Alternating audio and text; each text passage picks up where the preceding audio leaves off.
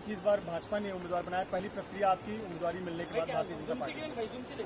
मुझे लगता है मैंने पिछले 5 वर्षों से एज ए एनडीए की एक घटक करके अमित शाह जी, हमारे नरेंद्र मोदी जी, देवेंद्र फडणवीस जी, नड्डा साहब और बावनकुड़े साहब, हमारे जो नेता जिनको बोला है उनके ही विचारों पे मैं पिछले 12-13 वर्षों से काम कर रही हूँ। और जिनको नेता माना और उनके आगे मुझे नहीं लगता है कार्यकर्ता कोई जाता है। और नेताओं ने कल फैसला करके मेरी उम्मीदवारी अमरावती से जाहिर की, तो उनके लिए उनका दिल से मैंने धन्यवाद किया। क्योंकि अमरावती करों की आंखों में मैंने बहुत दिनों से, बहुत समय से देख रही हूँ कि उनकी इच्छा है, क्योंकि जब से लोकसभा शुरू हुई है तब से आज तक कभी भी कमल अमरावती जिले में बैलेट पे नहीं आया है। तो उनकी इच्छा हमेशा से थी कि देश के साथ जब देश की एक उम्मीद चलती है तो अमरावती में भी वही सिंबल आए। मुझे लगता है अमरावती करों की तरफ से मैंने मोदी जी का कल बहुत बहुत धन्यवाद किया।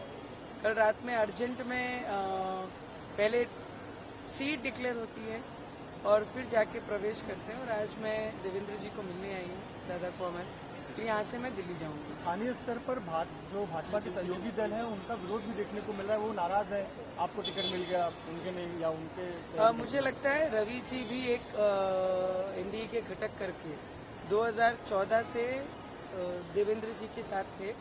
ऑपोजिशन में जब आई सरकार तब भी रवि जी देवेंद्र फडणवीस जी के साथ थे। तो हम ऐसे घटक हैं कि समय आया तो साथ रहो और समय खराब है तो छोड़ दो, ऐसे घटकों में से हम नहीं है।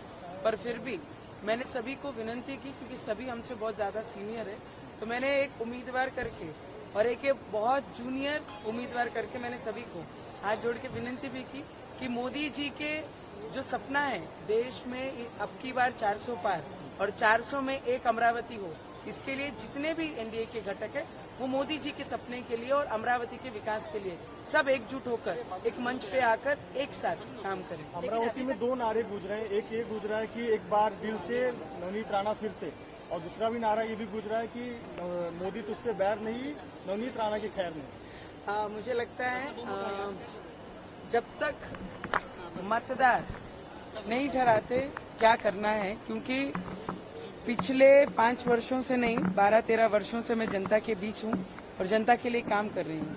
तो मुझे लगता है एक बहू के नाते भी और उस क्षेत्र में कंटिन्यू लोगों के बीच लोगों की सेवा करते हुए लोगों ने खुद मुझे आशीर्वाद दिया। जब 2019 में एक सुनामी चल रही थी उसके बीच मुझे आशीर्वाद दिया गया अमरावती में, और आज एक सिंबल के साथ अमरावती में उतरूंगी। तो मुझे लगता है ये अमरावती करों की ही इच्छा थी जो मेरे रूप में अमरावती में आई है। तो मेरी जनता मुझे बहुत सारा प्यार और बहुत सारा आशीर्वाद मेरे साथ रखेगी। मैंने आपको सीधे स्पष्ट शब्दों में कहा है, बहुत सीनियर है मुझसे, जितने भी एनडीए के गठ और जो भी नेता हैं, कि सभी ने एक होकर मोदी जी का जो सपना है देश के विकास के लिए और अमरावती के विकास के लिए सबने एक मंच पर आकर साथ देना चाहिए और अमरावती का विकास